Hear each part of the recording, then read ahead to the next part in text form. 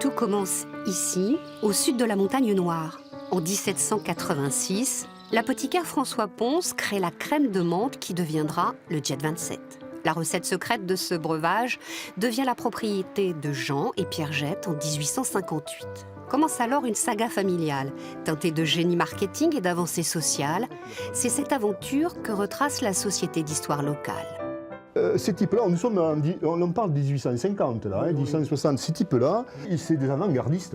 Jean et Pierre ont fait des études de commerce.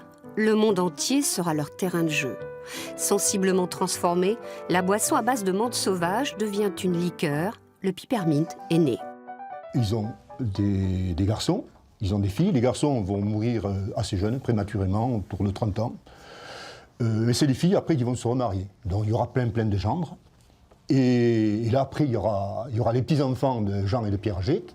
Et là, on se trouve dans une famille très importante. Et il faut gérer tout ça. En 1901, les descendants créent une association. Ils vont ainsi diriger l'entreprise à tour de rôle.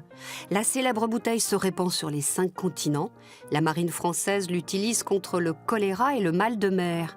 Le design, inspiré d'une lampe à pétrole, est conçu à Albi. La forme de la bouteille a intéressé de nombreux artistes.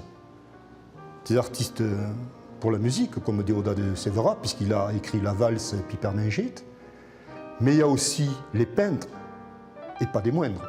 Paul Cézanne, qui va immortaliser cette bouteille sur une nature morte. Il y a Briata, qui est un peintre contemporain, qui existe encore de nos jours. Mais aussi Georges Artemoff, qui est un peintre revellois. Dans chacun des verres doit contenir du peppermint, et à l'intérieur de chaque viscosité pepperminesque doit contenir une mouche morte. Les conditions d'exercice dans la fabrique font des envieux. L'usine de production est remarquable en tout point. Les salaires y sont élevés, un système d'aide pallie les situations précaires. 1991 sonne la fin de la production à Revel. Aujourd'hui, le bâtiment abrite un centre culturel. Les souvenirs qui y sont attachés sont empreints de nostalgie. Quand j'étais enfant, j'avais 6-7 ans, j'avais l'école primaire qui était juste à côté. Et à l'époque, des fois les d'écriture, on les mettait un peu n'importe où. Et on jetait notamment les filtres en cellulose qui permettaient de filtrer la menthe dans le fossé qui se trouve à côté. Et quand on était enfant, tous les enfants ramassaient ces petites plaquettes de cellulose qui faisaient quelques centimètres carrés. Parce que ça sentait bon la menthe, évidemment. On mettait ça dans les cartables et ça parfumait les cahiers et les livres. Jet 27 ou 31, selon le degré, continue sa route. Sa production transférée à Beaucaire, dans le Gard, est la propriété de la société Bacardi. Il se consomme encore et toujours avec modération.